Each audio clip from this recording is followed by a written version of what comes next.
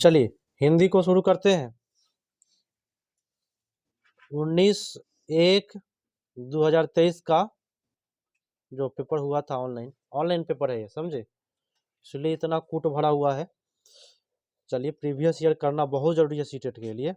अब रहा हिंदी की बात, बार बार कहते हैं, हमेशा बोलेंगे, हिंदी कभी भी पढ़िए, ऐसा पढ़िए गधांश पधांश कि किसी बगल वाले को सुनाना है तत्काल ही, है ना, तब बेटर सही होता है। ठीक है, तो चलिए शुरू करते हैं। कैसे पढ़ना है आप लोग जरूर देखिएगा।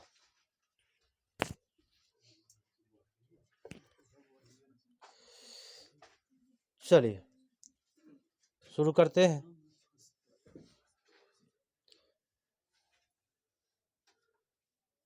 कहता है पढ़ने का तरीका थोड़ा सा मजेदार तरीका से, व्यक्ति के जीवन में संतोष का बहुत महत्व है।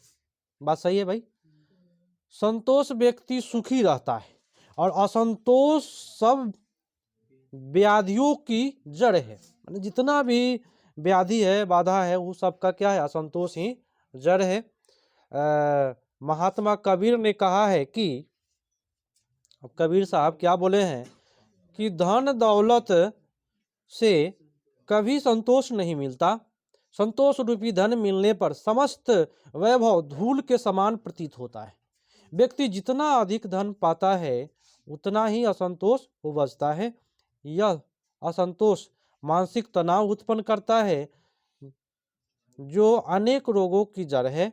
और धन व्यक्तियों को, आइए बहुत अच्छा है ये, तो पकड़ में आ जाएगा, संतोष की भाव रखना है, उलझनों में फंसाता है।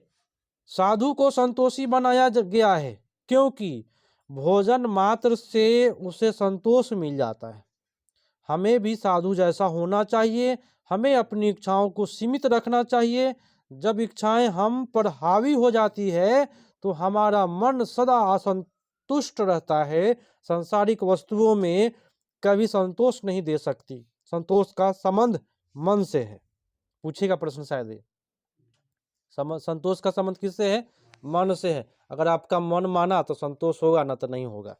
संतोष सबसे बड़ा धन है और इसके सम्मुख सोना चांदी रुपया पैसा सब व्यर्थ है। बात सही बोला ना? बहुत मजेदार है। तो संतोष के बारे में पढ़े, आप लोग जवाब दीजिए कि गद्यांश के आधार पर असंतोष का परिणाम नहीं है। नेगेटिव पूछा जा रहा है, तो सीमित इच्छाएं। ठीक है, आगे बोलिएगा। महात्मा कबीर के अनुसार जीवन में सबसे अधिक महत्वपूर्ण क्या है? संतोष है, कबीर जी के अनुसार। आगे बोला जा रहा है कि संतोष का संबंध किससे है? मैंने बोला था कि शायद ये आ जाएगा, आया।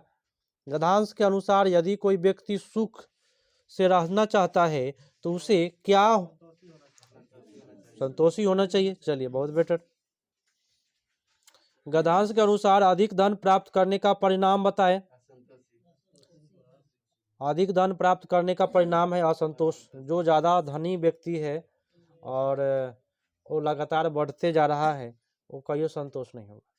हम अपनी बात करें, शायद ऑनलाइन में कोई नहीं देखता होगा उसके घर की बात, है ना। हम अपने दरवाजे पर फूल का पेड़ लगाते हैं, बगल में धनी व्यक्ति है, 2 तला 3 तला वाला, है ना, नौकरी सर्विस है, करोड़ों की संपत्ति है, फूल उखाड़ करके ले जाता है, लेकर के लगा लेता है अपने, है ना। हम लोग तो खरीद कर लाते हैं, लगाते हैं, उखाड़ के वहीं में से ले जाएगा। तो संतोष आज तक उसको है नहीं। खूब कमाता है पैसा, तरक्की पर तरक्की करते जा रहा है, लेकिन ये संतोष वाली बात है, जो आप जितने खुश है वो उतना खुश नहीं है ना। तो ये सब संतोषी की बात है, बुझने वाला आदमी बुझ गया होगा। चलिए, साधु स्वभाव का विश्लेषण है। क्या विश्लेषण है? कौन बुझेगा? चलिए, साधु स्वभाव का विशेषता बताइए। कौन सी विशेषता है भाई? साधु कैसा होता है बताए ना। हाँ, कम में भी गुजारा कर लेता है साधु। एक टाइम मॉर्निंग, एक टाइम शाम में खाएगा। कभी कोई साधु भाई एक टाइम खाएगा 12 बजे, फिर अगले का दिन 12 बजे। तो उत्तर आपका हो जाएगा सी। व्याधियों से तात्पर्य है, क्या तात्पर्य है भाई व्याधि से? व्याधि बोले तो क्या मन ना कहते हैं, असंतोष व्यक्ति के जीवन में व्याधि उत्पन्न होता है ना, मतलब रोग उत्पन्न होता है। जितना पैसा उतना ज्यादा रोग, है ना, जिसके बारे में मैंने बात किया उसका भयंकर बीमारी भी है, बताएंगे हम आपको। अगला प्रश्न है कि समूह से भिन्न शब्द बताना है कि कौन सा भिन्न शब्द है, अलग खोजना है। भोजन, संतोष, धूल, असंतुष्ट। नहीं ना, भिन्न शब्द तो इसमें असंतुष्ट, भोजन, ये फंसा दिया। लेकिन भोजन है उसमें संतोष असंतोष सब है, धूल नहीं है तो वही होगा धूल, हाँ इसमें धूल होना चाहिए, लेकिन ये गलती किया है ना, इसमें उत्तर दे करके धूल होगा, इसमें अलग चीज है, धूल के बारे में चर्चा नहीं है ना। चलिए उत्तर आपका जाएगा सी पर। सांसारिक शब्द में मूल शब्द का प्रत्यय बताना है। संसार जोड़ एक, बहुत बेटर, उत्तर आपका ए पर गया। अब आइए भाई, बहुत अच्छा दे दिया, इसका पिछलका में क्या था, ईवीएस बहुत कूट दिया था, इसमें आसान दिया क्या। अब भाई देखते हैं पदांश को कैसे पढ़े। कविता देखिए सबके बस की बात नहीं है, जो हिंदी का विद्वान है, प्रोफेसर है, वही कविता पकड़ता है। हम कोई प्रोफेसर नहीं है, ना ही आप लोग प्रोफेसर बनना है आप लोगों को, ठीक है, भविष्य में कहीं बनेगा ठीक। थोड़ा सा पकड़ में आ जाए, कोई भी कविता दिया रहेगा थोड़ा सा पकड़ में आ जाएगा, आप लोग जवाब दे दीजिएगा, ठीक है। जैसे देखते हैं, कुछ ऐसे पूरब के गांव की हवा चली, खपरेलों की दुनिया आंख खोलने लगी। लग रहा है क्या कि जब पूरब से हो रहा है तो मैंने सूरज की बात करेगा, आंख खोलना मैंने सूरज निकल रहा है ना। जमे हुए धुएं सी पहाड़ी है दूर की, मैंने पहाड़ों के ऊपर से निकल रहा है ना। काजल की रेखा की कतार है, खजूर की सोने की कलश के लिए उषा चली आ रही है। उषा मने होता है सूर्य, बात समझे, उषा मने सूर्य चली आ रही है, और माथे पर दमक रही आभा सिंदूर की, मतलब लग रहा है कि जो पहाड़ है ऊपर से जो सूरज निकल रहा है वो पहाड़ पर सिंदूर का काम कर रहा है। पकड़ में कुछ कुछ आया, अब आप लोग जवाब दीजिएगा। कविता का मुख्य स्वर क्या है, भोर हो रही है, बहुत बेटर। कविता के कौन से शब्द, एक सेकंड, कौन से शब्द ग्रामीण परिवेश की ओर संकेत करता है, बताएं कौन सा। हाँ, गांव खपरेल, ये गांव को बता रहा है। खपरेलों की दुनिया आंख खोलने लगी, पंक्ति से क्या तात्पर्य है, आइए गया क्या तात्पर्य है। गांव के लोग उठने लगे हैं, क्या लिखा है, खपरेलों की दुनिया आंख खोलने लगी। खपरेल मैंने जो गांव खपरेला में रहता है लोग, है ना, खपड़ा वाला जो घर में, तो गांव के लोग उठने लगे। पहाड़ी को जमे हुए धुएं सी क्यों कहा गया होगा, बताएं। भोर होने से पहले अंधकार के कारण, यही ना होगा। चलिए उत्तर आपका ए पड़ गया। अगला प्रश्न है कि सोने का कलश के माध्यम से किसकी ओर संकेत किया गया है, सूरज की सुनहरी किरणों की, बहुत बेटर। उषा चली आ रही है, पंक्ति में डैश अलंकार है, मानवीकरण, क्योंकि उषा जो है वो लड़की का भी नाम है ना। एक और सुनिए, उषा हटा दीजिए, इससे नहीं पकड़ता है लोग। अगर आप लोग सही से अलंकार पढ़ेंगे तो चलने का जो काम है वो किसका है, मानो, चली आ रही है, आने का काम मानो, जाने का काम मानो, मानवीयकरण अलंकार, जिसमें मानव का थोड़ा भी झलक हो, मानवीयकरण। अब आइए पेडागोजी। पेडागोजी है, मजेदार है, कहता है कि सहज ज्ञानवादियों का यह विचार कि सहजता, मानसिक योग्यता और बच्चों को भाषा अर्जित करने और उसका प्रयोग करने के योग्य बनाती है, क्या कहलाता है। भाषा को अर्जित किया जाता है कि सीखा जाता है, अर्जन करता है, याद रखिएगा, भाषा अर्जन होता है ना, किसी से सुनकर भाषा अर्जन की युक्ति है, यही मारेंगे।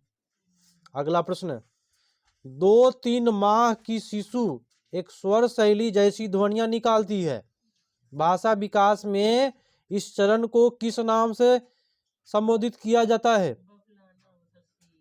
नहीं, कुंजन कहते हैं। याद रखिएगा, शिशु जो है एकल स्वर जैसी ध्वनियां निकालती है, माँ करेगी तो उसमें से बुलबुला निकालेगा, उस शब्द को, है ना, जब फूटेगा तो लगेगा हंसने, और फिर करेगा वो, उसको कहते हैं कुंजन करना। ठीक है, आपका उत्तर ए पड़ गया। चलिए, जो भी प्रश्न होता है ना बच्चों पर ही सब चल जाता है।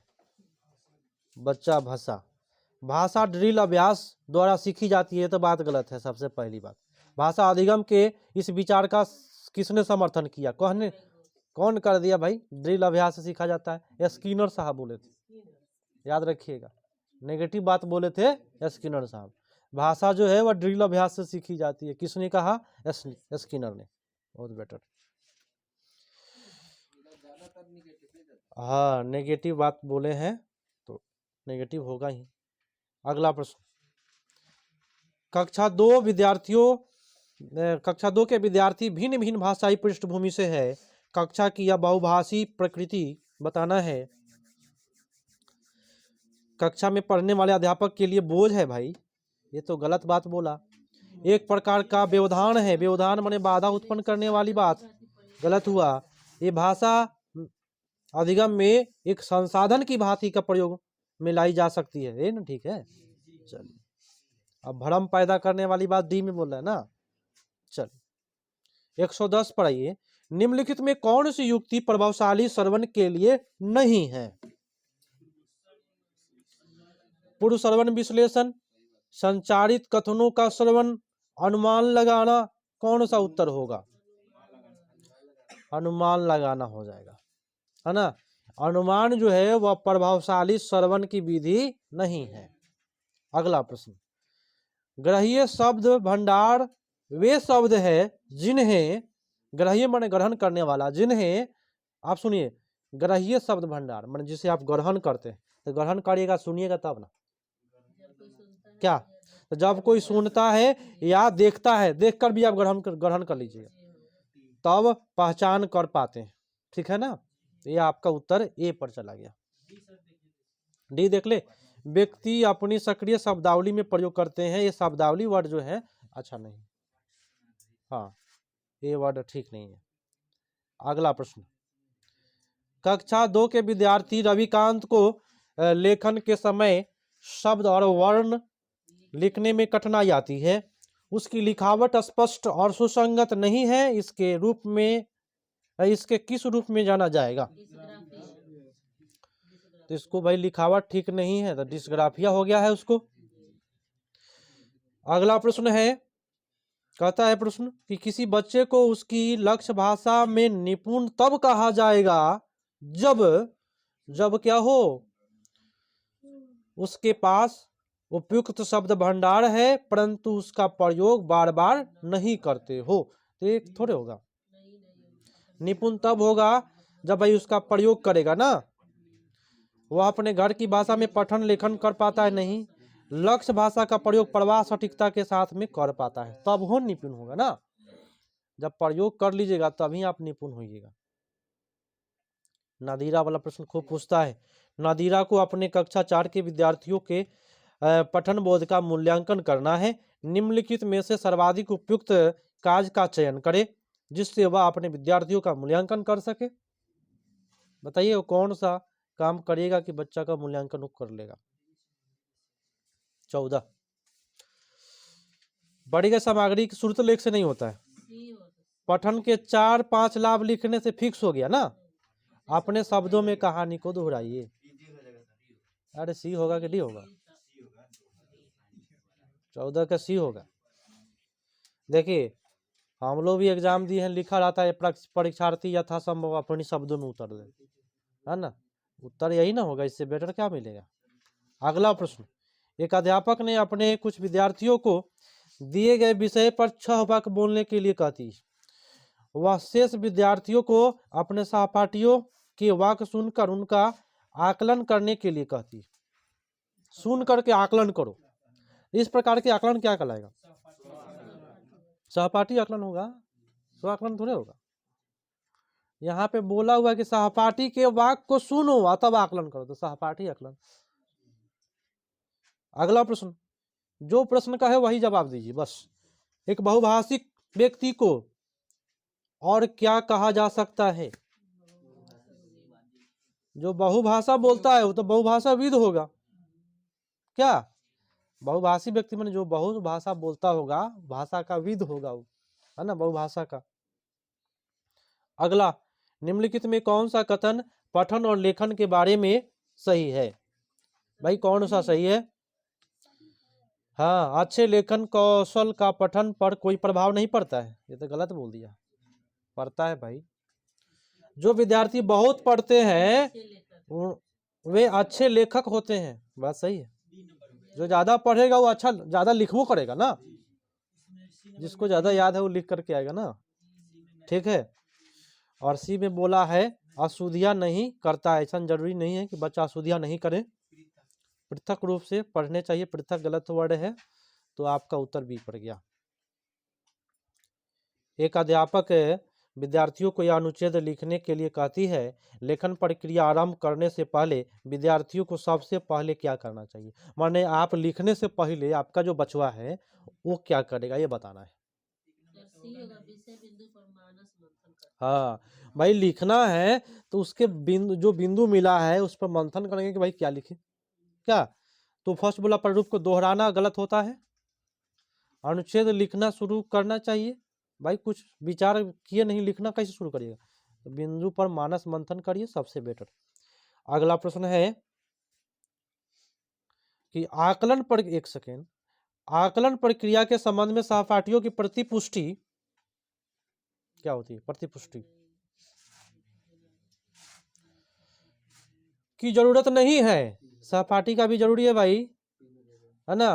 प्रयोग नहीं करना चाहिए, फिर नेगेटिव बोला, नेगेटिव से तो दूरी बना लीजिए सबसे पहले, जो नहीं बोलता है।